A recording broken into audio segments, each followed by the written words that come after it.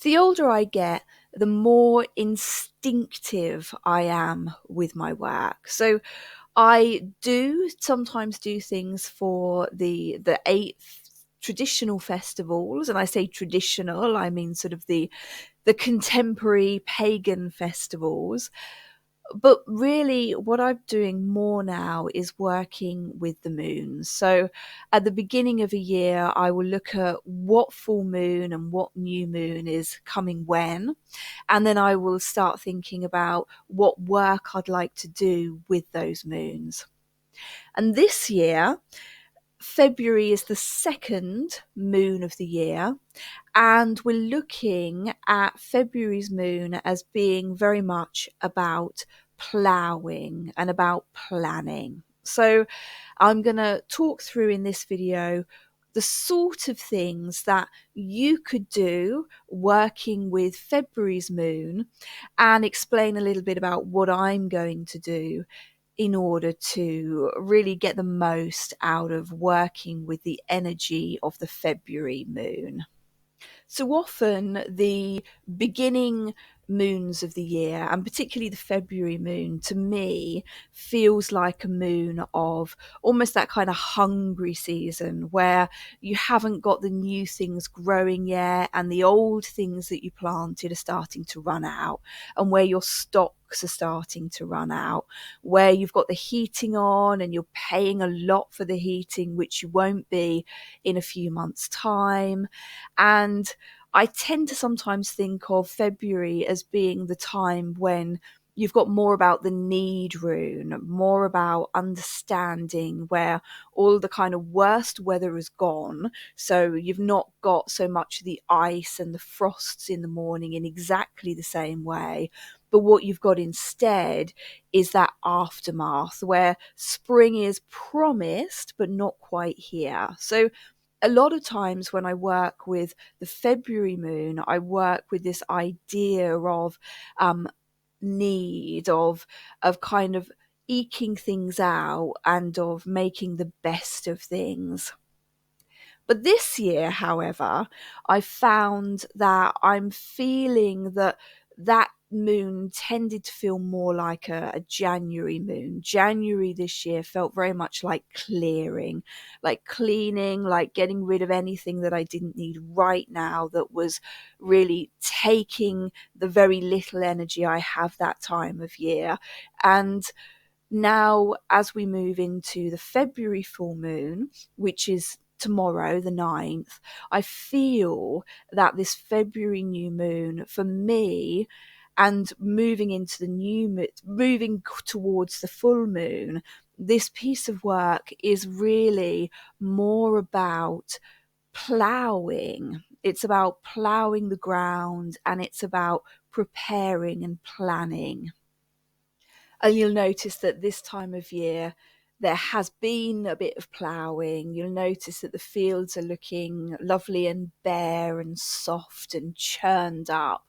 And the idea of a plough really is to create a nutrient-rich soil. So there may have been lots of manure and things spread on it when the last crops came out of it, and that may be settled now. And there will be sort of different layers of soil. So when we plough, what we're doing is we're bringing all of the nutrient rich stuff right to the top so we can work with it. And then we're putting the stuff that needs a little bit more work, all the kind of bits of dead leaf and things that, the plants from last year, we're letting them be buried until the point when they're ready to come up to the top and be that nutrient rich. So for me, particularly this year, I'm feeling very much about looking at really shuffling things. So I've got all of the things that are nutrient rich ready to go, and I've stashed the things that are still bubbling and still to be grown underneath. So this year I've spent a lot of time in January thinking about what I wanted to work on, where I wanted to be, and really really honing down and considering the sort of things that I wanted to focus on. And really, like many times, the universe has sort of done it for me, and it's handing me these sort of opportunities and ideas and bringing the right people to me to do the work that it maybe wants me to do. So this year's kind of fertile earth, this year's readiness is more around working with Seath and working with the ancestors. So these are my two really kind of full areas that I want to concentrate a lot on this year. And a lot of people really work on their health in January. They start thinking about giving things up. They start thinking about going on diets, etc., etc. For me, January is a really difficult time, and I really don't like this idea of dieting. Once I studied psychology and I studied yoga, I recognized that the body knows what it wants, and often we just override it. So there's also, we all have a different set point. We maybe aren't supposed to be a certain size, and the body likes things like consistency. So while I recognize this, I also recognize that in December and January, I get really sluggish and I just want to nap a lot. So really, when it comes to February and we've got the snowdrops and the daffodils and those first like little shoots of life, shoots of the spring coming through, it's time then for me to start thinking about what my body needs. And I do this by journeying, by using meditations in order to communicate with my body, to ask it what it would like from me for this time. So what does it want? What does my body actively need? And it's something that we think, yes, we can just work out in the conscious mind, but that really isn't always the case, because our conscious mind is so full of ideas of culture, of society, of fashion, and all these things that we feel we should be doing, we should want to do. So by me asking my body, by asking, what do you need to feel cherished? What do you need to be working at your optimum?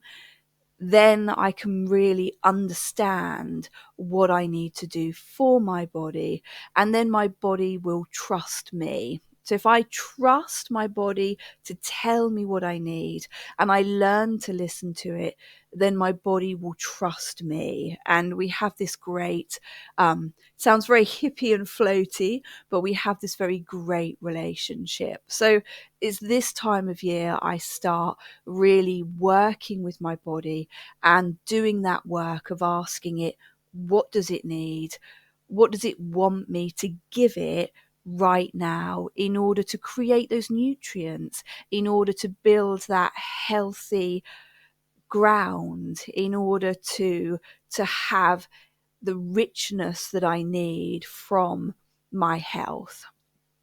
And when I say brain, I do mean brain as well, because the brain needs slightly different things to the body. So the brain needs, sometimes it needs sort of more amino acids. It may need more fast release carbohydrates. It might have things that it may want things to stop being sluggish. It might want things like caffeine. So sometimes what the body needs and what the brain needs can be two different things. So it's also about recognizing, how do I manage what my body needs along with managing what my brain needs, because I also need to stay focused. I've got lots of work to do and I need my brain to be functioning well as well. So We can do things like meditations. It's work I do as a hypnotherapist with my clients a lot of the time when they come wanting to make changes. I don't do weight reduction work because that's not always what's best for the body. But I do work with my clients to look at what their body needs and to form a better, more loving, more respectful relationship with their body. So this is work that I do with clients as well, really recognizing, what do I need? What does my body want? What kind of foods are good for me? What kind of foods aren't good for me? How often do I need to eat? What will my body tell me when it wants a certain thing? How do I have that agreement with it? And how does it feel when I want a hug, as opposed to how does it feel when I want some food, some sustenance? So really recognizing and learning all of these cues. So if that's some work that you'd like to do personally, this is a really good time to do that. It's a really great time to do meditations where you really look at what your body needs and how you can give it to it. And of course, the body isn't the only thing that we can stash and invest and bring out now. We can also think about financial things. We can think about what we want to really kind of renew, what we want to stash. What investments can we make now? What investments can we make in terms of time? What projects can we start? So it's a really good time of year to start thinking about money as well, and start thinking about anything that you've got that you want to really kind of bring the wealth out of. And that just doesn't mean cashing in your shares or like selling that bit of pottery. um you know, I don't have shares. I live a very kind of day-to-day life. But what it can mean is looking at, what skills have I got that I want to bring out now? What skills have I got that I want to hone and really kind of spend more time learning and more time working with before I start wanting to bring into fruition? So it's looking at, what investments, what do you have, what things can you bring out the cupboard now and work with, and what things do you want to store and let grow for later. So those are slightly more mundane things. What can you do magically during this moon? So one of the things we can do is to look at adding energy to something. So creating a way of bringing energy into a project or into something you wish to grow, or even sort of energy into a particular area of your life. So you may think, I'd like to bring energy into my career, or I'd like to bring energy into creating a nice home, or I'd like to bring energy into my study. So when we look at how to do this, one really great way is to go from the new moon to the full moon and start lighting a candle every day. So you could have a collection of tea lights and you could light that candle every single day. So you could start a new tea light, every day.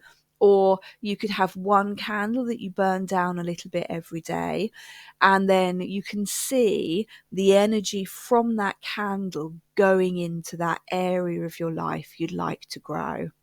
You can even add some extra to it. You can write the name on the candle. So if you want career, you can write work, or you can write career, or write the thing that you want to bring the energy into.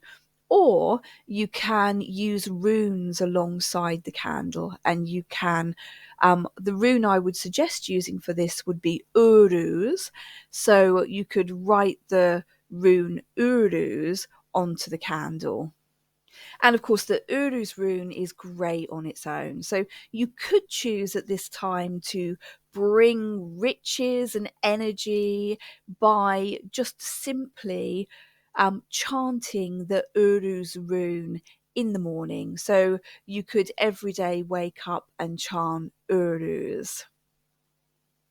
Another rune that's really great for using this time of year instead of the Uruz rune or alongside the Uruz rune would be the Fiu rune. So the Fiu rune is often referred to as representing cattle. Sometimes it's even called corn, but it can be used for creating abundance and for creating that kind of temporary wealth. So, Feel is a really good rune to use this time of year as well. And again, you could do the same, chant it every day between the new moon and the full moon. You can also use the idea of the creating the energy ball. So, what you would do here is you would rub your hands together and you would then sort of bring them just a little bit apart. So you're taking them apart and then pushing them back together just very slowly. So you're creating a sort of ball of energy. So every day you could create this ball of energy and you could see it as being almost that part of the moon. So you could create this ball of energy and then you could just sort of bring it into you.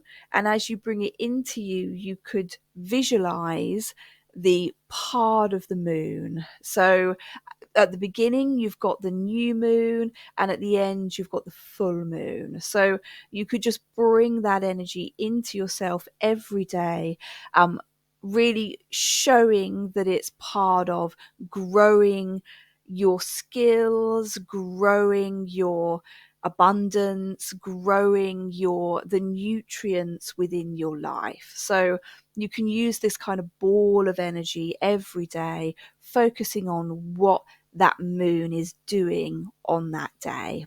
And that's another good way of really kind of growing the nutrients, the exciting, the fertile within you before we get to the nicer months of the year, or maybe not nicer, but before we get to the more fruitful, warmer months of the year.